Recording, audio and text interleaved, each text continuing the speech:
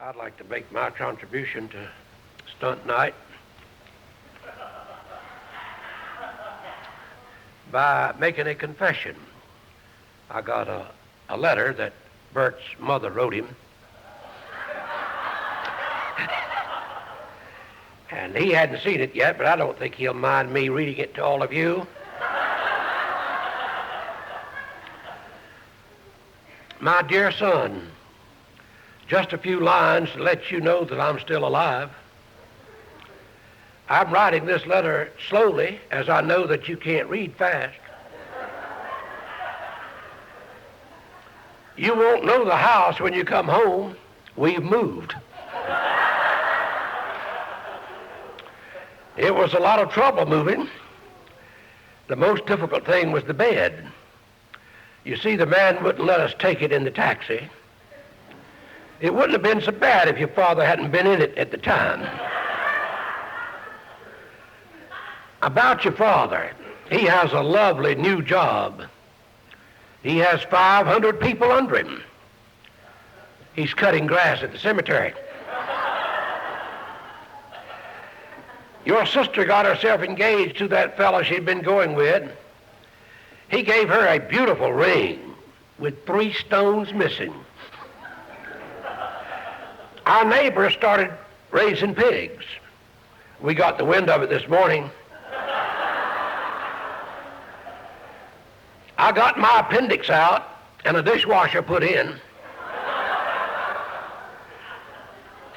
There was a washing machine in the new house when we moved in it, but it isn't working too well. Last week I put 4 shirts into it, pulled the chain, and I haven't seen the shirt since.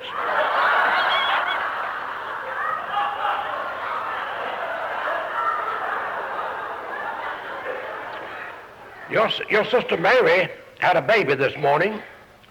I haven't heard yet if it was a boy or a girl, so I don't know if you're an aunt or an uncle.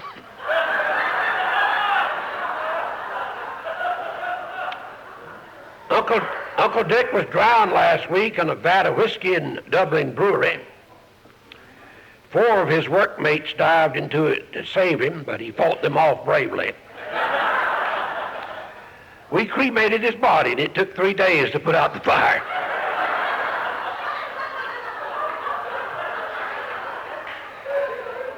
Your father didn't have too much to drink at Christmas. I put a bottle of castor oil in his pint of screech, and it kept him going until New Year's Day. I went to the doctor on Thursday. Your father came with me. The doctor put a small glass tube in my mouth and told me to keep it shut for 10 minutes. Your father offered to buy it from him.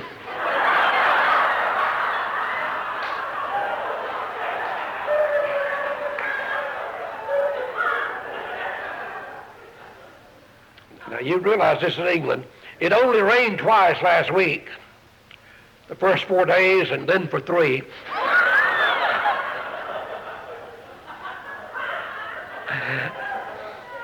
On Monday, it was so windy that one of our chickens laid the same egg 4 times.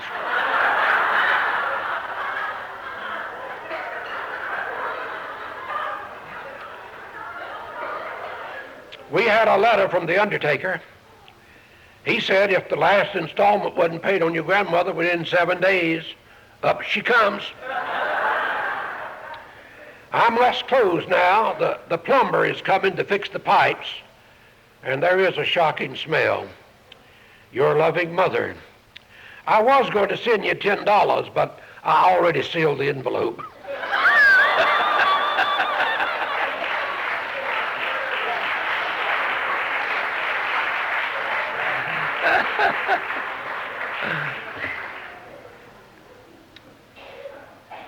Why would a council ring have the audacity to let you pay good money to come to a spiritual life conference, and right in the midst of a spiritual life conference inject all this levity? You want your money back.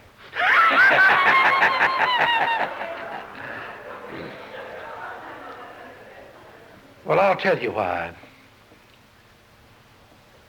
because the lesson is we must learn how to break the rhythm in life, or else the rhythm will break us.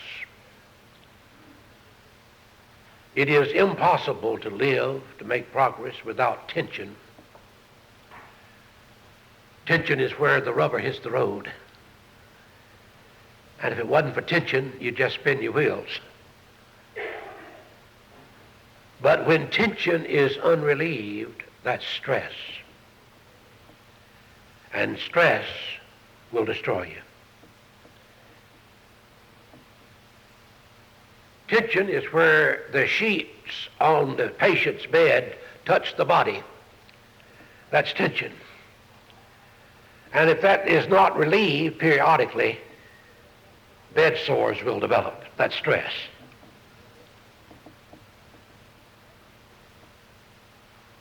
It is utterly necessary to intensely seek the face of the Lord if we're serious about our journey.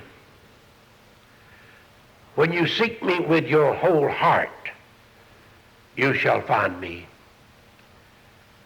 And there are those times in our own development when we must lay aside everything and pursue diligently, persistently, the goal that is before us. And the principle of persistence is just about in every example of healing in the Gospels. There's that prayer group whose member was sick. They couldn't get him healed. This was a men's prayer group. Weren't many of those around.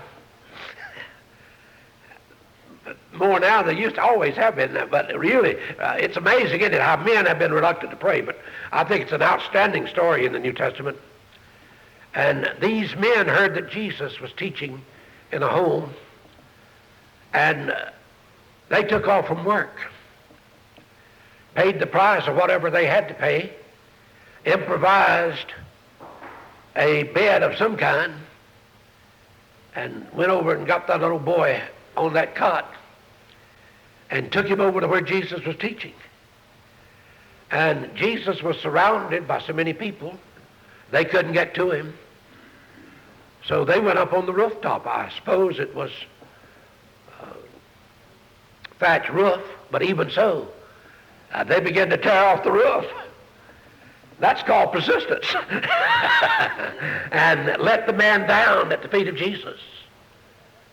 Jesus, looking up, seeing their faith, said to the man, "Rise, be healed."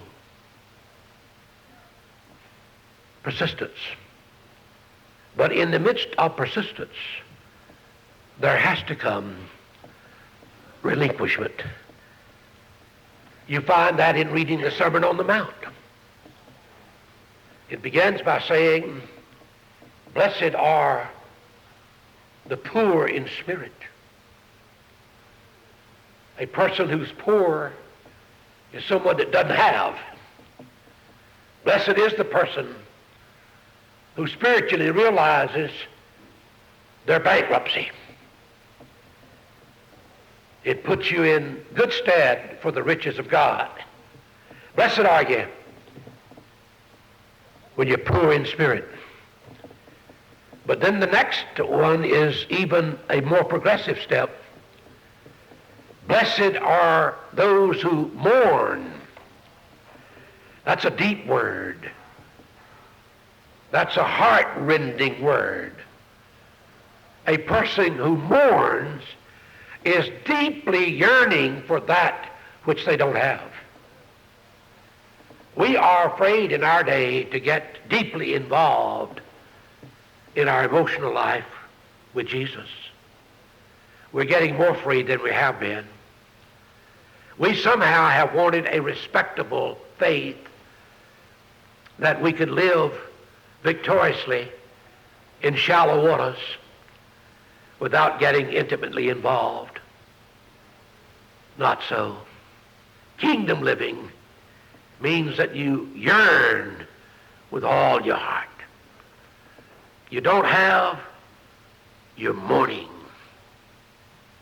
Then it says, blessed are the meek. The meek is the one who learns to relinquish. You don't have, you mourn. You want it with everything within you. And then you learn to break the rhythm by relinquishment. I'll give up my right to, and lay it at the feet of Jesus. And as Brother Glenn taught so beautifully in the prayer of divine relinquishment, we open the door for some of the greatest power we could ever have. Barbara, if you'll punch Ben and wake him up for me. That's breaking rhythm.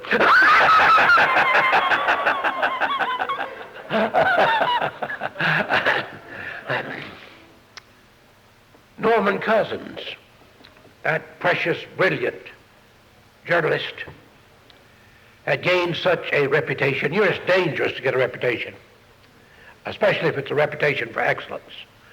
Some of you had a brother and sister who went to school before you, made all A's. I feel so sorry for you. A reputation for excellence had already been established. No way your mother, daddy, or your teacher is going to accept a C from you when your brother or your sister made all A's. Amazing, isn't it? It's dangerous to get a reputation for excellence. And Norman did it. And everyone expected him to produce. And everything he wrote was supposed to be profound. And in the midst of all that profound production, Norman Cousins developed cancer. Inoperable, terminal cancer. In the midst of that, he decided he could live in a hotel cheaper than he could the hospital. And since he wasn't going to live too long anyway, he might as well enjoy it. And I don't know, I can't understand any egghead enjoying Marx Brothers.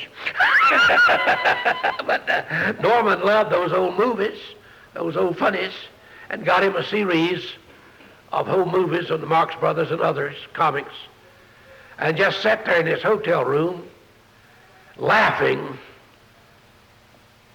My daughter would say, belly laugh. I try to teach her better, but she says it. But just laughing out of the depth of his being, breaking the rhythm, and in the process discovered healing coming to his body. And he spent his last years at the University of Southern California Med School teaching doctors the healing power of laughter and joy. Learning to break the rhythm. And one way we do this is learning to laugh at ourselves. You might as well, everybody else does.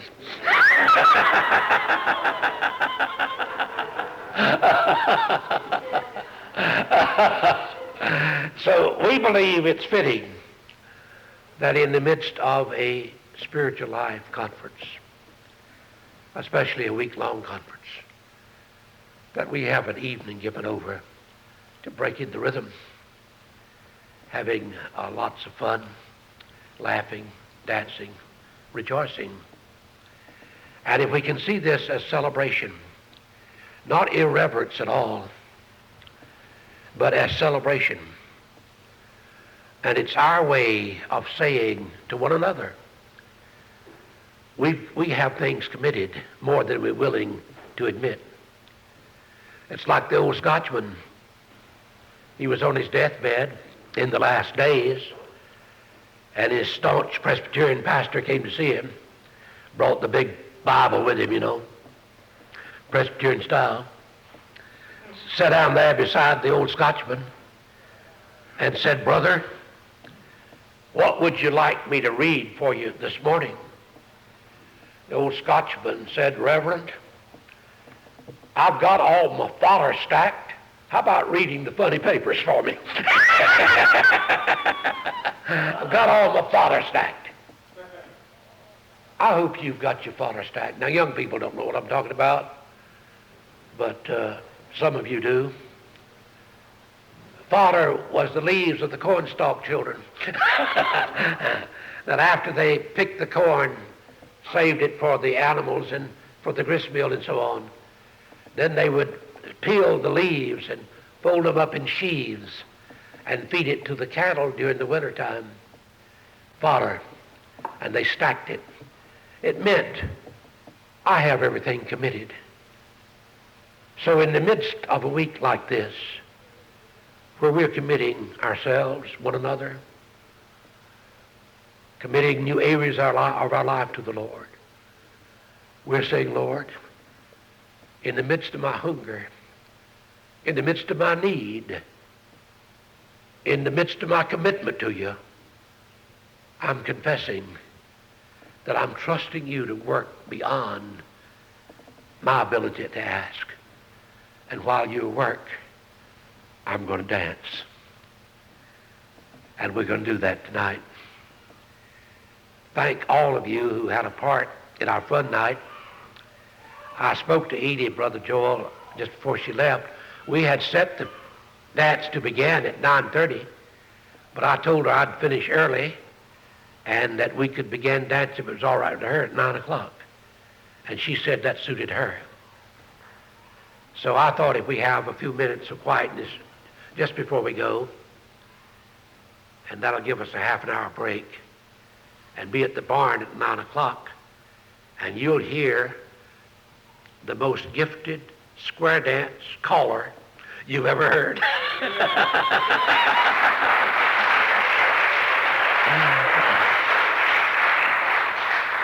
And if you're too spiritual to dance,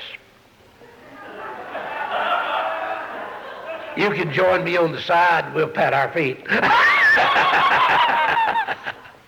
Let's be quiet before the Lord.